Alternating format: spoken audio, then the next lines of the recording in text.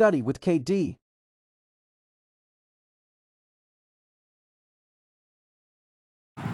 Hello guys, welcome to my channel study with KD. आज हम लोग क्लास 10th का फिजिक्स का फर्स्ट चैप्टर पढ़ेंगे, लाइट, रिफ्लेक्शन एंड रिफ्रैक्शन। ठीक है, इसमें हम लोग फर्स्ट पार्ट कवर करेंगे, पहले रिफ्लेक्शन को पूरे डिटेल में, और वो भी फ्री ऑफ कॉस्ट। ठीक है, रिफ्लेक्शन ऑफ लाइट, इसको डिटेल में समझना है पहले हम लोग को, उसके बाद हम लोग इस रिफ्रैक्शन को पढ़ेंगे। ठीक है, तो सबसे पहले कुछ बेसिक जान लिया जाए कि आखिर में लाइट होता क्या है। लाइट क्या है? एक प्रकार का फॉर्म ऑफ एनर्जी है। It is needed to see things around us, and things को देखने में मदद करता है लाइट।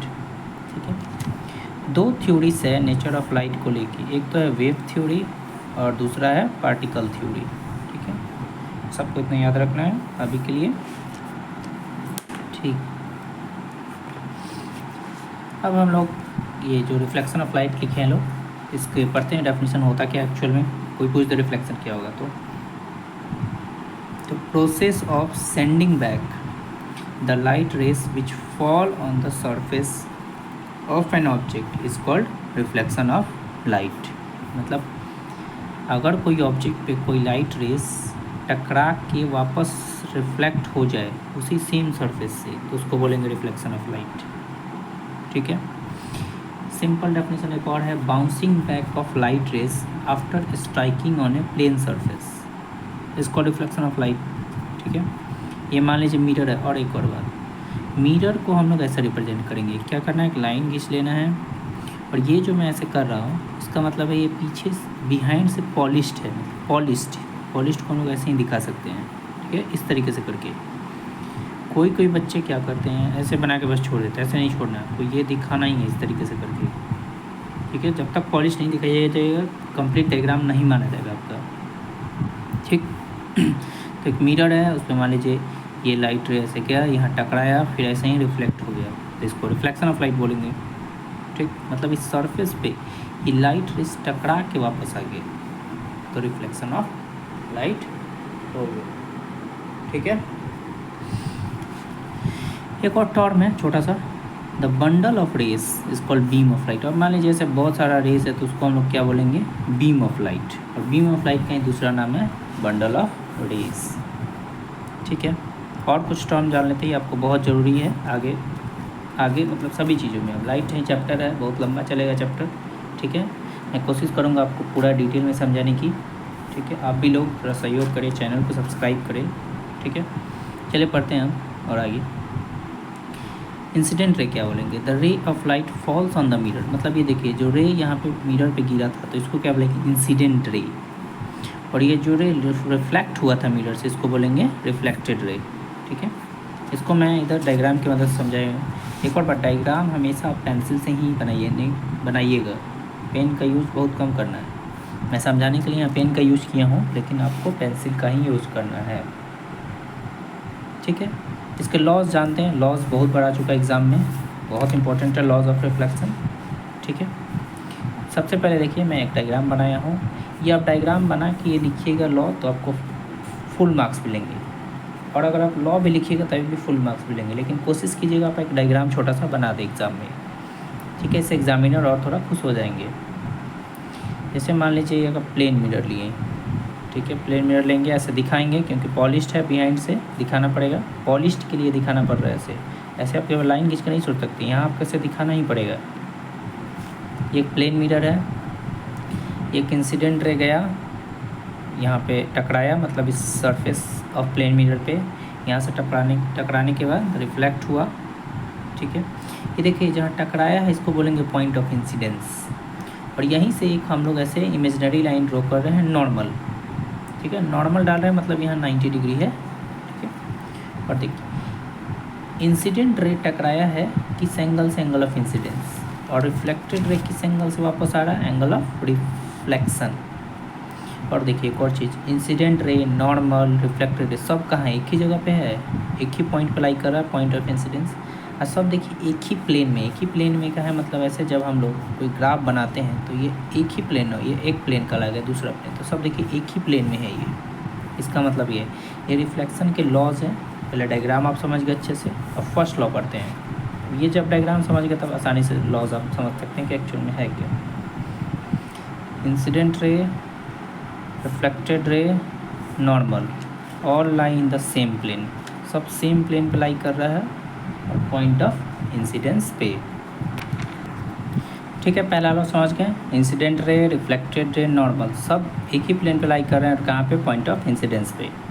मैं जैसे लिख रहा हूँ आपको वैसे ही लिखना है एग्जाम में और वैसे ही याद भी करना है। दूसरा लॉ, एंगल ऑफ इंसिडेंस हमेशा इक्वल होगा एंगल ऑफ रिफ्लेक्शन की, मतलब एंगल आई जो होगा एंगल आर की, मतलब ये जितना एंगल होगा उतना ही एंगल ये भी होगा। जैसे एक एग्जांपल भी मैं लिया हूँ, मान लीजिए 45 डिग्री एंगल आई दिया था तो एंगल आर कितना होगा, 45 डिग्री ही होगा। ठीक है, ये हमेशा होता है। इस लॉ को आप ध्यान से देखिए, इसका स्क्रीनशॉट ले लीजिए आप। ठीक है, आई होप ले लिए होंगे स्क्रीनशॉट। अब हम लोग कुछ और टाइप्स देख लेते हैं, टाइप्स ऑफ रिफ्लेक्शन देख लेते हैं। दो तरह का रिफ्लेक्शन हो सकता है, एक रेगुलर रिफ्लेक्शन हो सकता है, एक डिफ्यूज रिफ्लेक्शन। तो पहले इन दोनों के बीच डिफ्रेंशिएट आता है, तो डायरेक्टली मैं डिफ्रेंशिएट ही करके आपको दिखाया हूँ यहाँ पे। रेगुलर समझिए, A parallel beam of incident light is reflected as a parallel beam in one direction. A parallel beam of incident light is reflected in different directions. मतलब इंसिडेंट लाइट यहाँ पर रेगुलर में समझिए कि इंसिडेंट लाइट पैरेलल है, एक ही direction में वो रिफ्लेक्ट होगा। ठीक है, रेगुलर में, लेकिन यहाँ पे पैरेलल तो है लेकिन अलग अलग डायरेक्शन में होगा, पहला डिफरेंस। दूसरा, ये हमेशा होगा तो स्मूथ सरफेस पे, या हमें ये रफ सरफेस पे होता है। ठीक है, ये डायग्राम है। ठीक है, ये प्लेन मिरर है। ठीक है, यहाँ से रे ऑफ लाइट मतलब जा रहा है, parallel beam of ray of light टकराया, सेम डायरेक्शन में रिफ्लेक्ट भी हो रहा है। यहाँ पे देखिए, और ये कैसा सरफेस है, स्मूथ सरफेस है ये वाला। ठीक है, ये कैसा सरफेस है, जब इस तरीके से मैं कर दिया तो समझिए कि ये क्या है, रफ सरफेस है। यहाँ पर देखिए ऐसे एक पैरेलल तो जा रहा है लेकिन देखिए इधर उधर डायरेक्शन में रिफ्लेक्ट हो रहा है, तो ये डिफ्रेंशिएट आता है 2 नंबर या 3 नंबर में। ठीक है, चलिए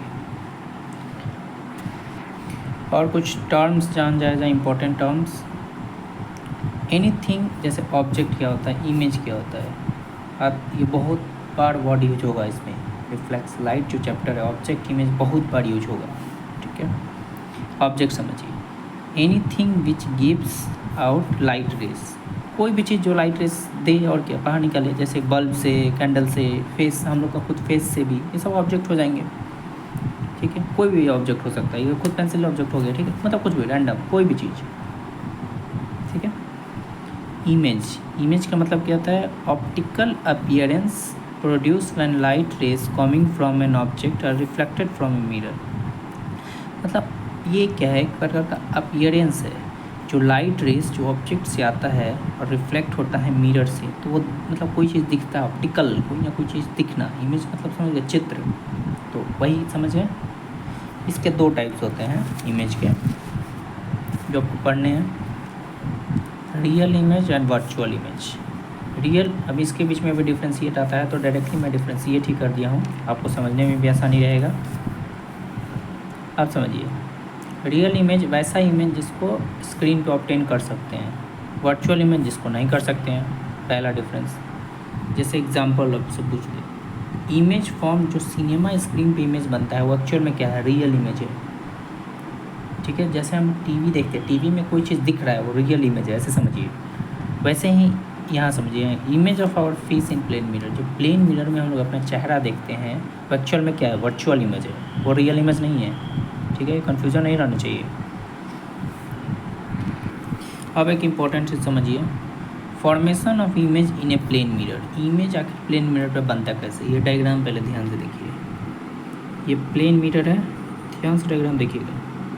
यहाँ पे हमने एक ऑब्जेक्ट माना है, इस ऑब्जेक्ट से देखिए एक रे ऑफ लाइट यहाँ निकला, टकराने के बाद ऐसे रिफ्लेक्ट हुआ, एक और रे ऑफ लाइट निकला, इस सी पॉइंट पे टकराया, फिर ऐसे गया।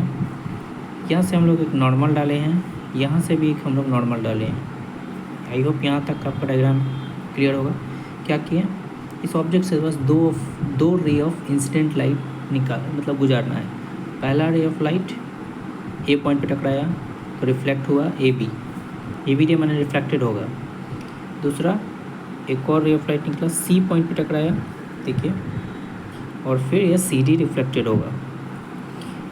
ये देखिए पैरेलल रेस जब इधर जा रहा है तो कभी भी इधर तो नहीं मिलेगा, ये दोनों मतलब दोनों रेस मिलेगा ही नहीं है कभी भी। ओके, तो मिलेगा कहाँ पे, बिहाइंड, मतलब यहाँ इमेज बनेगा पीछे इसका। अगर पैरेलल रेस ऐसे जाएंगे तो कभी मिलेंगे नहीं मिलेंगे। तो मिरर का केस में रहता है कि पीछे मिलेंगे। जब भी ऐसे कोई केस है पैरेलल रेस आ जाए तो हमेशा वो बिहाइंड मिलते हैं।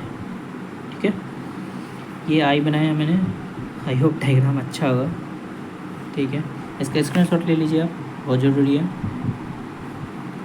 अब देखिए आई से हम लोग जब भी इमेज देखेंगे बिहाइंड मतलब पीछे वाला इमेज दिखता है प्लेन मिरर पे। अब इससे समझिए इस डायग्राम से हम लोग क्या क्या देखें। वैसे एक्सप्लेनेशन क्या दे सकते हैं इसका कि एक ऑब्जेक्ट लिए हैं ओ, एक रे ऑफ इंसिडेंट लाइट है ओ ए पॉइंट पे टकराया प्लेन मिरर के सरफेस पे, ए बी रिफ्लेक्टेड रे हुआ। फिर एक और रे ऑफ लाइट है ओ सी, ये सी पॉइंट पे टकराया इस सरफेस ऑफ प्लेन मिरर पे, फिर सी डी रिफ्लेक्टेड रे हुआ। इधर नहीं मिल रहे थे तो ये बिहाइंड में मिलेंगे, इधर इमेज बनेगा पीछे, मतलब वर्चुअल इमेज बनेगा। इसीलिए यहाँ पे हम लोग लिखे थे लोग image of our face in a plane mirror. ये किसका एग्जांपल था, वर्चुअल का। ठीक, समझिए इससे क्या क्या है, यहाँ पे मैंने लिखा भी है। Image form by plane mirror can be seen only by looking at the mirror. अब देखिए इमेज आपको मिरर पे बना है तो कैसे देखिएगा, जब तक आप नहीं उसमें लुक कीजिएगा तभी ना देखिएगा, बिना लुक के तो दिखेगा नहीं। ठीक है, दूसरा द लाइट रेज, ये जो डॉटेड लाइन से मैंने ये दिखाया ये वाला, ये कि बिहाइंड द मिरर, जब भी मतलब बिहाइंड वगैरह कुछ दिखाना होगा डॉटेड लाइन से ही आप दिखाइएगा। आगे भी बहुत सारे डायग्राम्स हैं उसमें हम लोग ऐसे ही यूज करेंगे डॉटेड लाइन्स। ठीक है, और ये क्या होता है, बस एक इमेजनरी रेज होते हैं, लाइट रेज होते हैं। आई होप ये फॉर्मेशन आपको समझ में आया होगा। ठीक है, नेक्स्ट देखते हैं। ठीक है, अब इसके कैरेक्टरिस्टिक्स देख लेते हैं कि प्लेन मिरर की क्या क्या कैरेक्टरिस्टिक्स हैं। ये एग्ज़ाम में बहुत बड़ा चुका है लिखने के लिए आपको।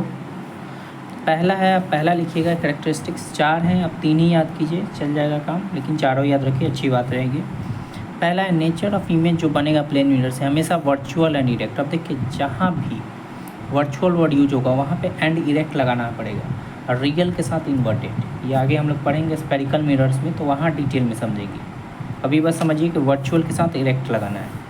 तो देखिए वर्चुअल क्यों बना है, क्योंकि बिहाइंड बन रहा था। ठीक, दूसरा साइज ऑफ इमेज होगा उतना ही साइज ऑफ ऑब्जेक्ट होगा, मतलब इतना बड़ा अगर साइज है इमेज का तो ऑब्जेक्ट का साइज भी उतना ही बड़ा उसमें दिखेगा। मतलब ऑब्जेक्ट का साइज इतना बड़ा है तो मिरर में इमेज भी उतना ही साइज़ का दिखेगा। जितनी दूरी, मतलब जितना मान लीजिए कि यहाँ पे मिरर में रखा हो, अगर इससे ये जितना दूर होगा उतना ही दूर उसमें भी वो भी दिखेगा, मिरर में भी। ठीक है, तो इमेज डिस्टेंस जो होता है ऑब्जेक्ट डिस्टेंस के बराबर होता है। ये सबसे इम्पोर्टेंट है। लेटरल इन्वर्जन बेहद ज़रूरी है। ये प्लेन मिरर ही है जो कि इमेज को लेटरली इन्वर्ट कर देता है। लेटरली इन्वर्ट का मतलब यह समझिए कि राइट साइड जो होगा बॉडी का लेफ़्ट हो जाएगा और लेफ़्ट जो होगा राइट हो जाएगा, उसको लेटरल इन्वर्जन बोलते हैं। मतलब ये लेफ़्ट है तो वहाँ पे इधर दिखेगा, इधर है तो इधर दिखेगा। ठीक है, क्यों होता है, रिफ्लेक्शन ऑफ लाइट के कारण। 1 नंबर में अगर आ गया या MCQ में आ गया तो ये आसानी से आप लिख सकते हैं। ठीक है, समझ गए। मतलब देखिए यहाँ अगर ये राइट है, ठीक है, तो मिरर में ये लेफ़्ट दिखेगा, और अगर इधर लेफ़्ट है तो मिरर में ये राइट दिखेगा। यही होता है लेटरल इन्वर्जन। मैंने एग्जांपल लिया है, ये देखिए एग्जांपल। पहला मान लीजिए कि रेड है, अगर रेड लिख के आप प्लेन मिरर के आगे अगर आप दिखाइएगा तो वो ऐसे दिखेगा, D पहले दिखेगा फिर E फिर R, तो यही होता है लेटरली इन्वर्टेड। एम्बुलेंस, ये अब तो देखे होंगे लोग कि एम्बुलेंस की गाड़ी पे हमेशा ऐसे लिखा रहता है, तो ये लेटरल इन्वर्जन क्यों दिखा रहता है, क्योंकि जो भी अगर कोई कार है, कोई बाइक है, कुछ भी है, उसके जो रियर व्यू मिरर रहते हैं वो इसको ऐसे देखेंगे, ऐसे सीधे। ठीक है, इसीलिए वो ऐसे लिखा रहता है इस पर एम्बुलेंस। आप लोग सभी अपने नाम को ऐसे लेटरली इन्वर्जन करके मुझे DM कीजिएगा इंस्टाग्राम पे। ठीक है, लिंक कमेंट में पिन कर दूंगा मैं, वहाँ पे ज़रूर अपने सभी नाम ऐसे लिख के लेटरल इन्वर्जन और एक पिक सेंड कीजिएगा। यूजेस देख लेते हैं। सबसे पहले तो खुद को देखने के लिए यूज होता है। दूसरा, inside walls of certain soaps like jewellery soap. देखिए ज्वेलरी सोप्स में कभी कभार ये मिरर यूज होता है, ठीक है, मतलब वो बहुत बड़ा एरिया ही कवर कर लेता है, देखने में भी अच्छा रहता है, ठीक है, इसीलिए। और पेरिस्कोप बनाने में भी इसका यूज़ होता है, ठीक है। आई होप आपको यहाँ तक प्लेन मिरर की पूरी कहानी समझ में आई होगी, ऑब्जेक्ट्स आपको समझ में आया होगा, लॉज ऑफ रिफ्लेक्शन आया होगा, ठीक है। मैंने बहुत अच्छे तरीके से समझाने की कोशिश की आप लोगों को। और प्लीज़ चैनल को सब्सक्राइब करें, वो रेड वाला जो भी बटन है उसको क्लिक करें और बेल आइकन को दबाना ना भूलें, और ज़्यादा से ज़्यादा चैनल को सब्सक्राइब करें। Thanks for watching my videos.